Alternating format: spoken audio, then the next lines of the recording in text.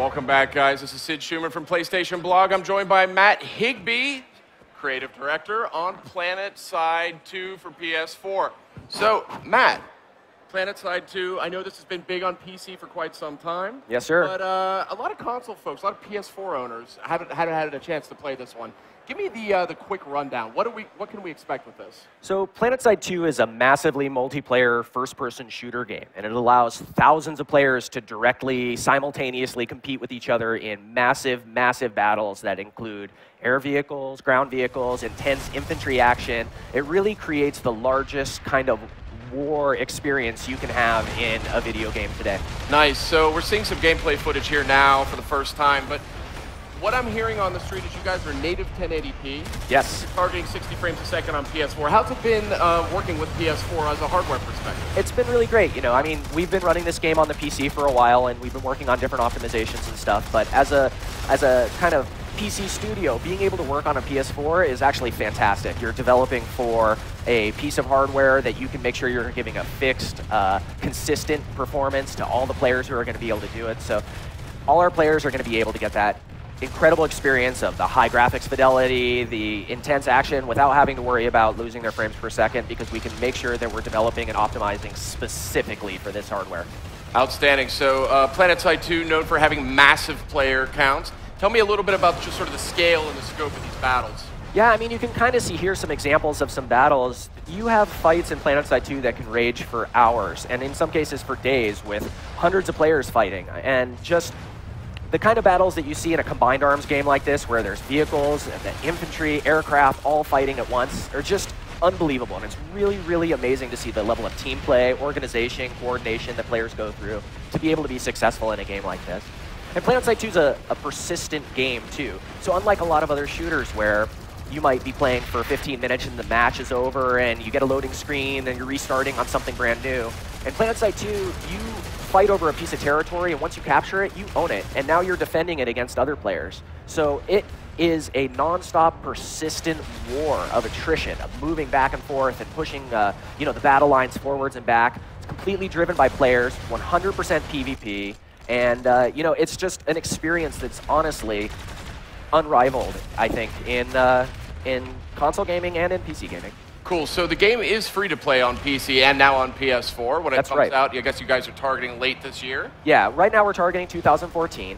And the biggest effort that we have left right now is we have the game running fast. We've got it running optimized well for the hardware.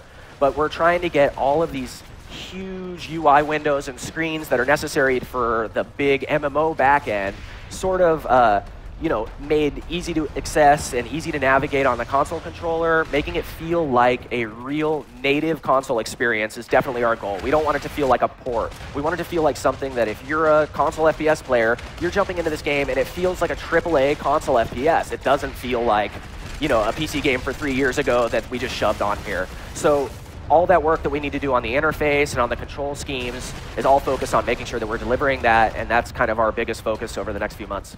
Outstanding. So, game is actually free to play. Yeah. And on PS4, you won't have to have PlayStation Plus to actually go online with this. It kind of skips that. So, tell me a little bit about what players can expect when they actually get PlanetSide 2 on PS4. Are they going to get the full sort of array of content that you guys have pushed out on the PC side? Yeah. So, I mean, we launched this game in October of 2012. So we've been running the live game now for a little over 18 months. And over that time, we've been putting in tons and tons of updates, bug fixes, optimizations, additions that players have wanted, little UI quality of life stuff, and all that stuff whole hog goes into the PS4.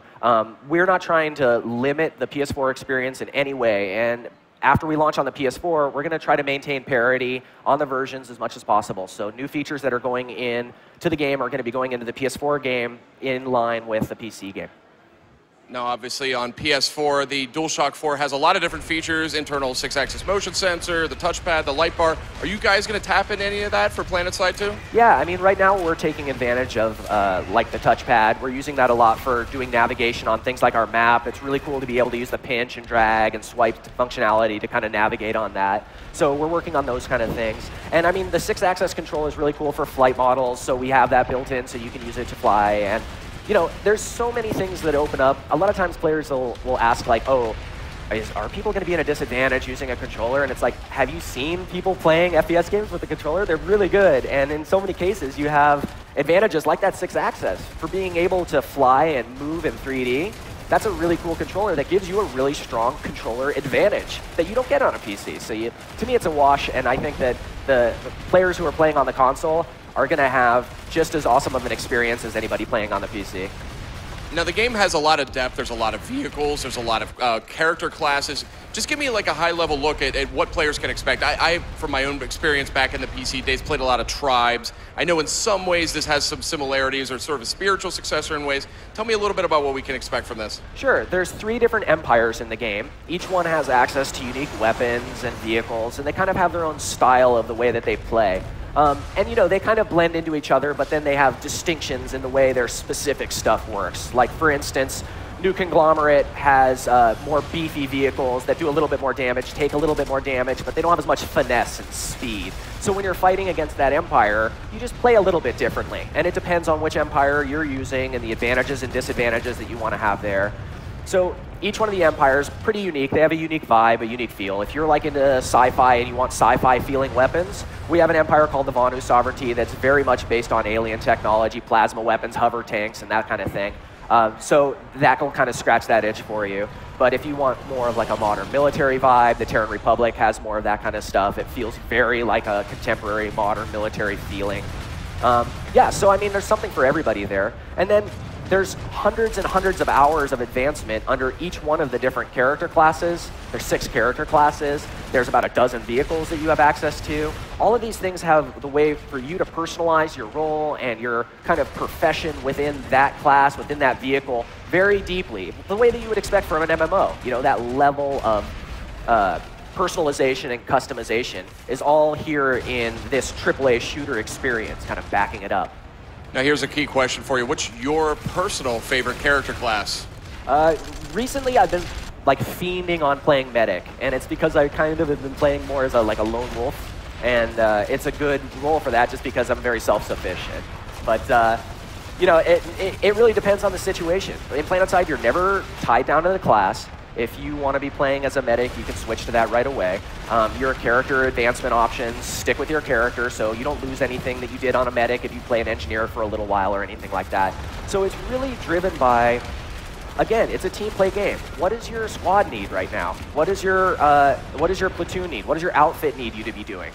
What does this fight that you guys are working in need? Maybe we need more tanks, and that's what you need to go do, is pull a tank and go do tank support. Maybe we need more medics. But we don't ever want you to feel like, oh, I made the wrong choice and now I can't do the other thing that I want to do. So you're never really locked into that decision. All right, Matt, thanks for walking us through PlanetSide 2, coming to PS4, hopefully later this year. PlayStation